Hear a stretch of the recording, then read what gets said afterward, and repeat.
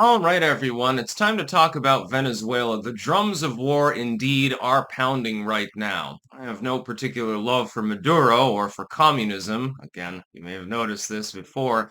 Link in the description archived, of course, though, talking about why airstrikes in Venezuela would be a good idea. Now, the premise of the article is that repeated analysis has shown Venezuela's military is not all it's cracked up to be. They have a huge amount of militia, but some of that militia is basically pressed into being militia, so it's presumptive that upon any significant attack, many of them would flee. Venezuela's air force is considerably smaller and less powerful than that of the United States. Even if China were to step in and try to give them aid, the capability would be limited. And also, many of their ground forces are poorly equipped, actually. Some of the machines that they're using, it's not entirely clear whether they're going to function well under battle conditions. And their navy's a joke, by the way. That being said, any particular invasion of Venezuela, including just airstrikes, I think would be a bad idea. The United States could end up losing a jet to an anti-air missile very easily, causing national humiliation. You're not actually going to snuff out the drug trade because there's always going to be a profit motive to grow and sell drugs. If it can't go by sea, it'll go by land. Now, right now, we're doing a pretty good job at suppressing the movement of drugs into the country, and partially it's a symbolic gesture to say, hey, cut it out. That being said, even if Maduro is personally funding, and this is happening, the state of Venezuela is personally funding the narco trafficking boats. Even if that's happening, it's not an act of war to blow those boats out of the water. It may be condemned by the international community. It may be investigated by Congress. These are toothless entities. Congress can't get its shit straight anyway, and the UN can't do anything about it, so it doesn't really make any difference now, does it? So far, that has been reasonably successful. We have far more maritime capabilities, and if Maduro really considered it to be an act of war, he'd be rambling about it every day, and I would assume at some point he would try to use naval power. But he can't do that because his navy is basically non-existent. So there's nothing that anyone can do about it.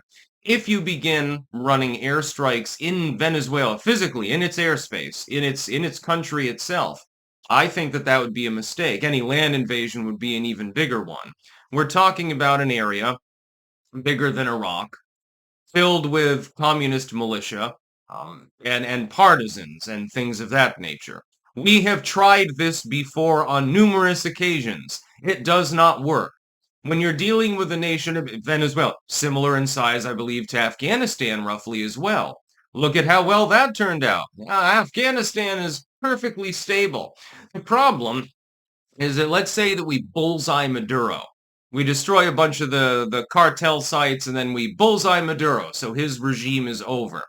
And instead of having outright, communist socialists in power, now you just have like Bernie Sanders style socialists in power. That's about the best that you can hope for. Has this improved the situation? No, not for the Venezuelans. I would think millions of people are likely to flee, and many of them would attempt to come into the United States, would cause a flood of migration, actually. So that's problem number one. Problem number two, it would be very expensive. Problem number three, you run the risk of some major disaster. Let's say that Russia has given them a couple of anti-ship missiles and they bullseye an aircraft carrier. That's probably not a great idea. I think that we've lost a lot more money than they lost firing the missiles in the first place. Again, then you get the possibility of involvement by third-party countries on the behalf of the Venezuelans. Now, you could invoke the Monroe Doctrine and say we're liberating the people of Venezuela.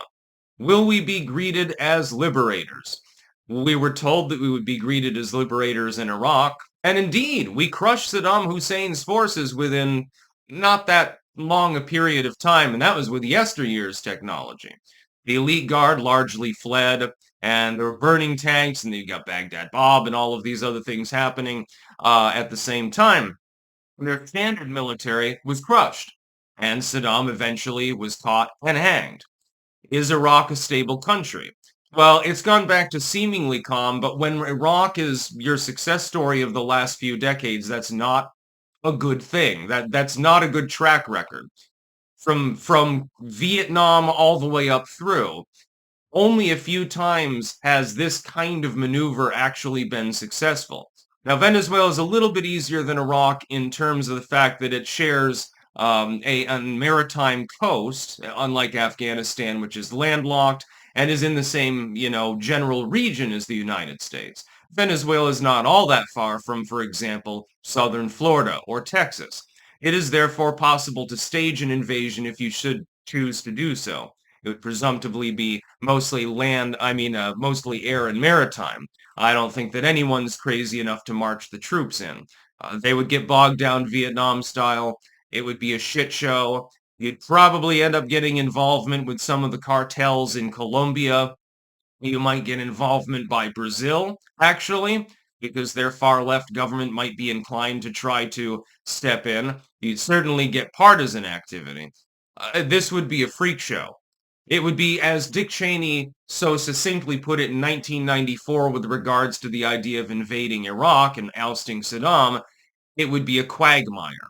When he said that, he was fundamentally telling the truth. He switched his opinion later on, but once he became vice president mainly, but at the same time, he had the cognizance to understand it was a bad idea.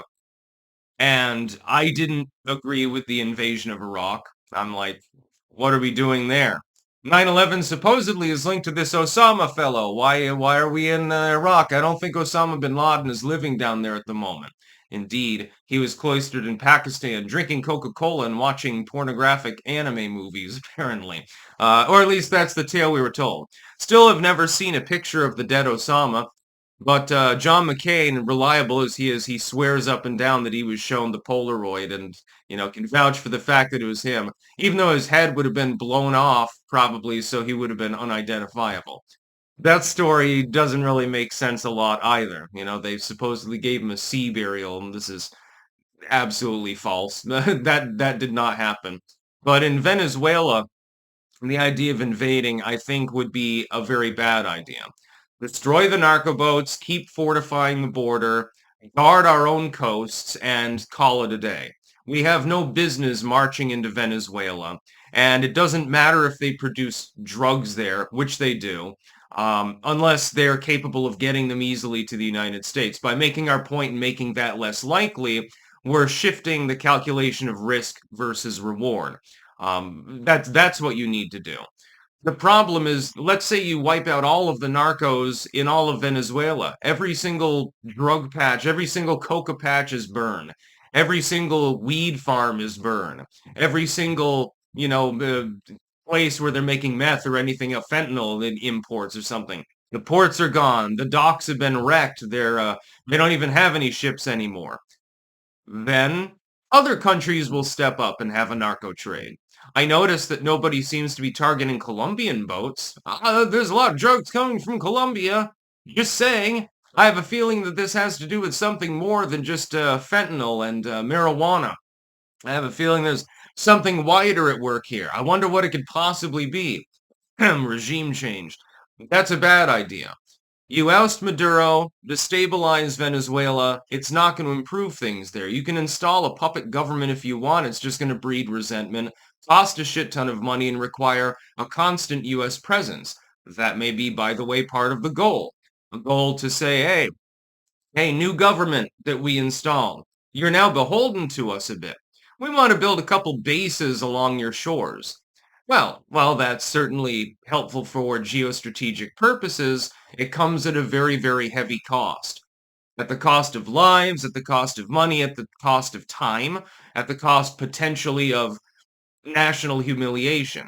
I don't see why this is a good idea. And it's still not going to stop the drug trade. Hell, if the CIA gets in there, they'll facilitate it themselves. Maybe they just want the U.S. government to be able to get their cut. That's about all. Peace out.